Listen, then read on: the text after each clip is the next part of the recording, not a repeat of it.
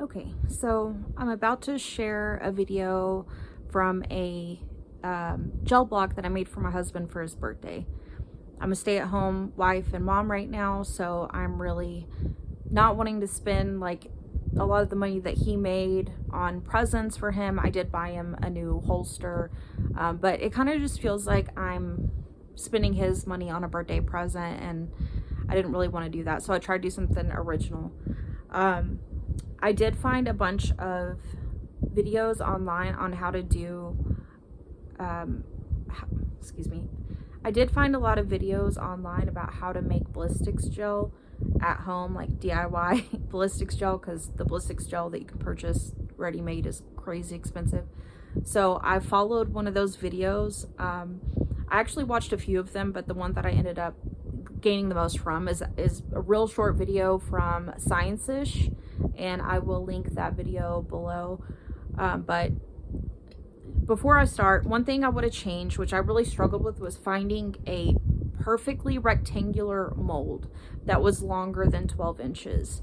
We ended up using one that was 12 inches, and I think with the ammo that we were using, we used 4 different ammos, as you'll see, and they were defense ammo, so most of them I think were federal, but because of that I think we need a little bit longer of a block to be able to keep them contained inside the gel, but it still ended up pretty cool. So if you're looking for something to make your husband something creative to give him for his birthday or Christmas or something like that, that he actually really enjoyed and liked and we had fun doing, it's relatively inexpensive. I think I spent about $20 on the gelatin. I did get distilled water as well, which is just a couple bucks. But yeah, it's easy to make from home, and I just wanted to kind of share the products that I used.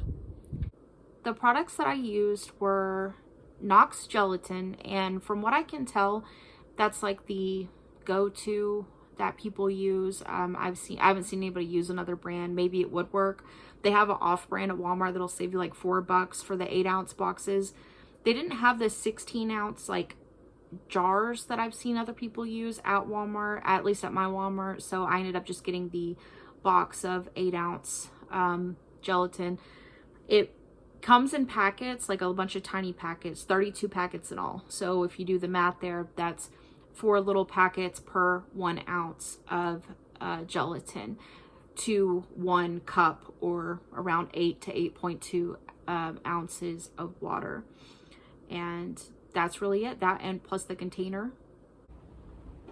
This is the container that I used.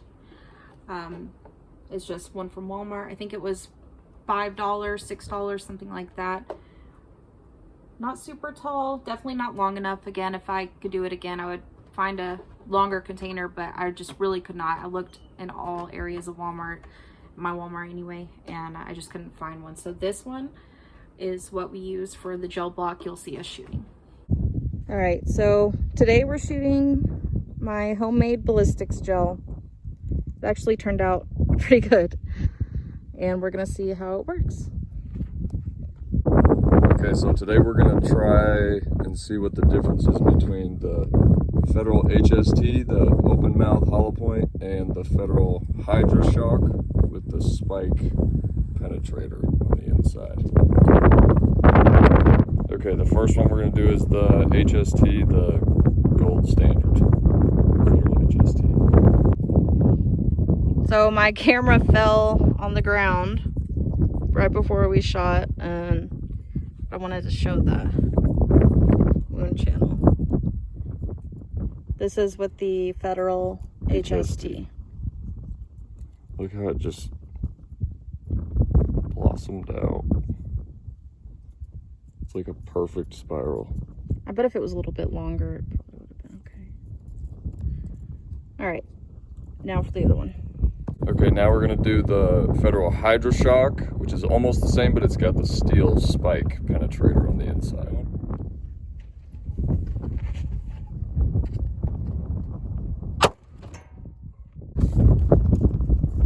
So the HST came in and expanded, you know, 7 or 8 inches in is where it really expanded.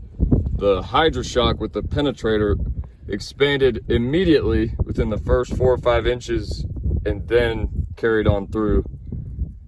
So we'll see if we can find the bullets, see what they look like. So now we're gonna do the Federal Punch, which is very, very similar to the HST, but Federal says it doesn't have barrier penetrating capabilities. So it's a little cheaper and it's in a brass case, but it's pretty much the same projectile. Let's see what it does.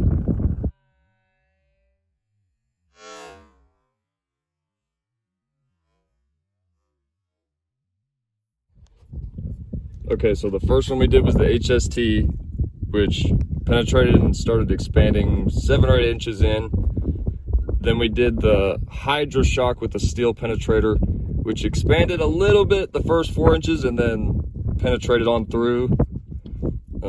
And then the third one we did was the Punch, which it looks like to me the Punch may have performed the best. It expanded immediately and stayed expanded for probably the first 7 or 8 inches and then carried on through. That Federal Punch, after it expanded, went through the block, and it was the only one so far to actually punch through the wood, plywood we've got behind it to catch the bullet. Shove it back.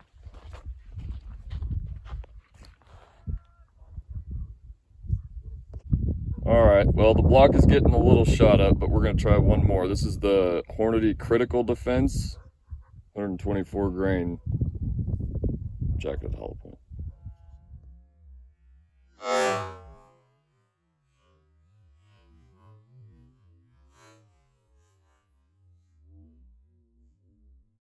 A little hard to see, but the Critical Defense was this hole right here. The Critical Defense kind of acted like the HST, the first one. It penetrated 4 or 5 inches and then expanded pretty well. All right, so what's your final thoughts? Final thoughts, if you're talking about carrying one of these, I think the Federal Punch is the way to go. You know, I mean, if you're law enforcement shooting through doors and walls and high-speed cool guy stuff, then probably the HST would be the way to go. But for the money, the Punch is the cheapest of all these, and it seems to have expanded and penetrated through the board. I think I'm going with the Punch. All right, so these are the bullets after they went through the gel block and what they look like. This is the HST, almost a perfectly symmetrical flower. And then this is the steel, well, this is the Federal Hydra Shock with the steel penetrator. You can see kind of what's left of it right there in the middle. That's the front of the bullet.